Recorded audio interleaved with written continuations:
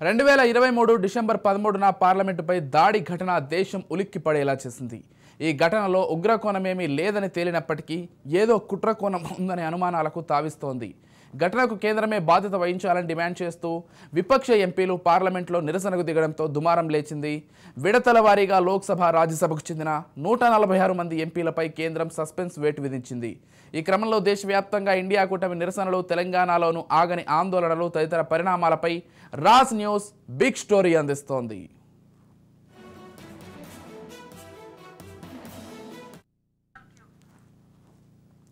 పార్లమెంటుపై దాడి ఘటనకు కేంద్రం సమాధానం చెప్పాలని విపక్ష ఎంపీలు పార్లమెంట్లో పట్టుబడ్డారు. పార్లమెంటుపై దాడి అంటే దేశ ప్రజలపై దాడి జరిగినట్లేలని ప్రతిపక్షాలు గొంతెత్తాయి. ఈ విషయమై సమాధానం చెప్పాల్సిన కేంద్రం ఎంపీలపై వేటు వేసి చేతులు దులుపుకుంది. ఏకంగా పార్లమెంటు నుంచి 146 మంది విపక్షాల ఎంపీలను సస్పెండ్ చేయడం చర్చనీయాంశంగా మారింది. ఎంపీలపై చేయడాన్ని నిరసిస్తూ దేశవ్యాప్తంగా ఇండియా కూటమి ఆందోళనకు పిలుపునిచ్చింది. ఢిల్లీలోని జంతర్ మంతర్ వద్ద సస్పెండ్ అయిన ఎంపీలు సేవ్ డెమోక్రసీ అంటూ నినదించారు. దేశ చరిత్రలో ఎన్నడూ లేని విధంగా ఈ సమావేశాల్లో మొత్తం 146 మందిపై సస్పెన్షన్ వేటు వేయడం, బీజేపీ ప్రభుత్వ తీరు, పార్లమెంట్లో ప్రజల సమస్యలపై మాట్లాడుతున్న ప్రతిపక్షాలు గొంతు నొక్కేందుకు బీజేపీ ప్రభుత్వం ఇలాంటి దుశ్చర్యకు పాల్పడుతుందోనని ప్రతిపక్షాలు ఆరోపిస్తున్నాయి.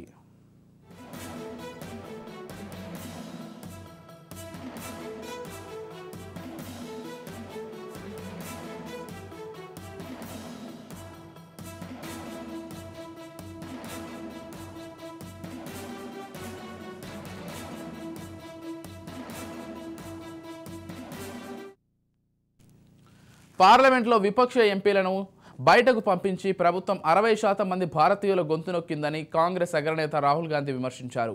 బీజేపీ ఎంత ద్వేషం వ్యాపింపజేస్తే ఇండియా పార్టీలు అంత ప్రేమను పంచుతాయని ఢిల్లీలోని జంతర్ మంతర్ వద్ద రాహుల్ వ్యాఖ్యలు చేశారు.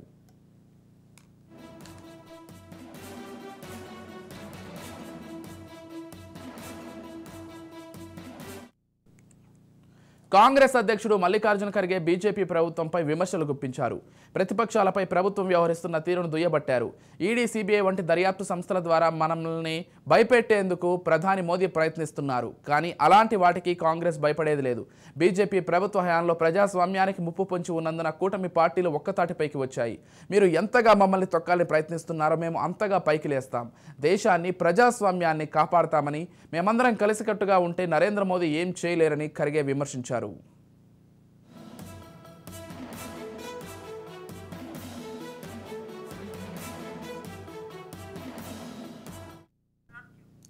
ఎంపీల సస్పెన్షన్పై మిగతా కాంగ్రెస్ ఎంపీలు కూడా తీవ్రంగా మండిపడ్డారు. ప్రతిపక్షాల గొంతు నొక్కి ప్రజాస్వామ్యాన్ని నాశనం చేస్తున్న తీరును ప్రజలకు చూపిస్తున్నామని కాంగ్రెస్ ఎంపీ శశి థరూర్ వ్యాఖ్యానించారు. పార్లమెంటు భద్రతా వైఫల్యంపై హోంమంత్రి అమిత్ షా నుంచి వివరణ కోరినందుకు ఇంతమంది ఎంపీలను సస్పెండ్ చేశారని మరో నేత దిగ్విజయ్ సింగ్ వివరించారు.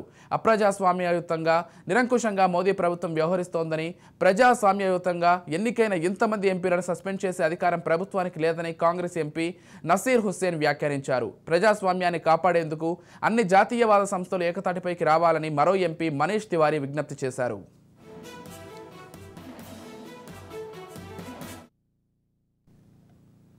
పార్లమెంటు ఘటన, ఎంపీల సస్పెన్షన్పై తెలంగాణలోనూ ఇండియా కూటమి దిగింది. రాష్ట్ర రాజధానిలోని ధర్నా చౌక్లో ఇండియా కూటమి నాయకులు నిరసన గళం విప్పారు. ధర్నాకు ఇండియా కూటమి పార్టీ నేతలు, కార్యకర్తలు పెద్ద ఎత్తున హాజరయ్యారు. ఈ ధర్నాలో deputy CM Bhatti Vikramarka, whip Adi Srinivas, working president Mahesh Kumar Goud, Jaggareddy, Aam Aadmi party, CPI, CPM నేతలు పాల్గొన్నారు. ఎంపీల సస్పెన్షన్ను తీవ్రంగా ఖండించారు. పార్లమెంటు ఘటనపై కేంద్రం సమాధానం చెప్పాలని డిమాండ్ చేశారు. ఈరోజు భారత పార్లమెంట్లో జరిగినటువంటి దాడి సందర్భంగా అతను ఒక పొగ బాంబు వేశాడని మనం చూసాం చాలా స్పష్టంగా. మరి అదే అగంతకుడు ఇంకేదైనా దుర్మార్గ కార్యక్రమానికి పాల్పడి ఉంటే ప్రపంచ దేశాల్లో భారత ప్రజాస్వామ్యం యొక్క విలువ ఎంత దిగజారిపోయేదో ప్రపంచ దేశాలు భారతదేశ ప్రజల పట్ల ఎంత చులకనగా చూసేవాళ్ళో ఈ సంఘటన బట్టి మనకి అర్థమవుతాం. భారత పార్లమెంట్ని రక్షించుకోలేనటువంటి ఈ పాలకులు భారతదేశాన్ని రక్షిస్తారా అని ఇంత పెద్ద సువిశాలమైనటువంటి భారతదేశాన్ని కాపాడాల్సినటువంటి భారత పార్లమెంట్ లేకపోతే భారత ప్రభుత్వం ఈరోజు ఈ దేశ రక్షణని పూర్తిగా గాలికి వదిలేసిందని చెప్పడానికి ఎటువంటి సందేహం లేదు.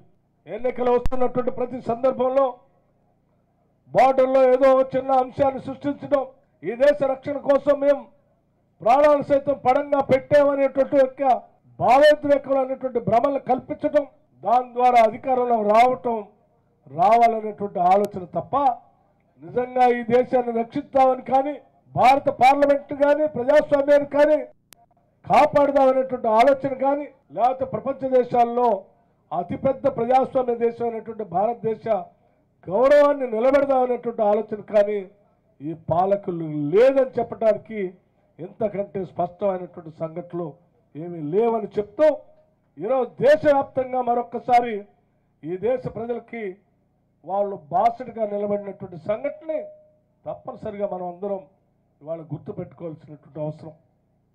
వారు ఇచ్చినటువంటి పిలుపు మేరకు ఈరోజు దేశవ్యాప్తంగా భారత ప్రజాస్వామ్యాన్ని కాపాడుకునేటువంటి దిశలో పార్లమెంటు సభ్యులు 146 మందిని సస్పెండ్ చేసిన దానికి పూర్తిగా వ్యతిరేకిస్తూ నిరసన తెలియజేస్తూ ఈ నిరసన కార్యక్రమాన్ని ఈరోజు తెలంగాణ రాష్ట్రంలో హైదరాబాద్లో కూడా కాంగ్రెస్ పార్టీ ఆధ్వర్యంలో పెద్ద ఎత్తున ఈ నిరసన కార్యక్రమాన్ని చేపట్టారు.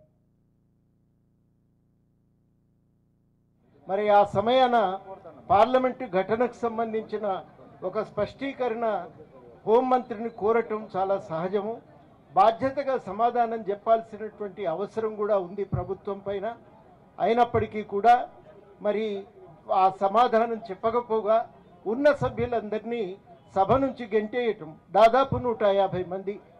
అంతర్జాతీయ స్థాయిలో పత్రికలన్నీ ఏం రాస్తున్నాయంటే అపోజిషన్ మొత్తం బయటికి పోయి పంపించారు, అధికార పక్షం మాత్రమే కూర్చొని సభను నడుపుతున్నది అని రాశారు. ప్రతిపక్షం ఉండటం చాలా కీలకం. ముఖ్యమైన బిల్లులు చర్చలో ఉన్నటువంటి సమయాన ఆ ముఖ్యమైన బిల్లులపై చర్చకు ఎవరూ లేకుండా చేసి ఏకగ్రీవంగా ఆమోదించి పంపటం అనేది చాలా అప్రజాస్వామికం. ప్రజల అభిప్రాయాలు వ్యక్తీకరించడానికి వేదికగా మిగలవలసిన పార్లమెంటు కేవలం అధికార పార్టీ యొక్క ఆధిపత్యాన్ని నిలబెట్టుకోవటానికి మాత్రమే అది ఉపయోగపడటం చాలా ఇది శోచనీయమైన విషయం. ఈ వైఖరిని తీవ్రంగా ఖండిస్తున్నాం. 150 మంది ఎమ్మెల్యేలను, ఎంపీలను వెంటనే మళ్ళీ సభలోకి పిలవాలని, ప్రజాస్వామ్యానికే ఒక మచ్చ తెచ్చేటువంటి పరిస్థితి. అందుకని ఇట్లాంటి దాడిని తీవ్రంగా అందరం కూడా ఖండించాలి. అందరూ కూడా కూర్చొని చర్చ చేసి బిల్లులు పాస్ చేయాలి, కానీ ఏకపక్షంగా బిల్లులను బలవంతంగా ఆమోదింపజేసుకోవటం సరి అయిన పద్ధతి కాదని, ఆ అంశం మీద స్పందించి హోంమంత్రి రాజీనామా చేసి పార్లమెంటుతో పాటుగా యావత్ దేశానికి జవాబు చెప్పాల్సినటువంటి నరేంద్ర మోడీ గారి ప్రభుత్వం ఈ అంశాన్ని అడిగినటువంటి పార్లమెంటు సభ్యుల్ని దేశ చరిత్రలో ఎన్నడూ కూడా ఆంగ్లేయులు పరిపాలించినాడు కూడా లేనటువంటి విధంగా నియంతృత్వంగా ఒకటే రోజు 90 మందిని, మొత్తం 150 మందిని పార్లమెంట్ నుంచి బయటికి పంపి బిల్లులు పాస్ చేసుకున్నటువంటి నియంతృత్వ ప్రభుత్వం ఇది.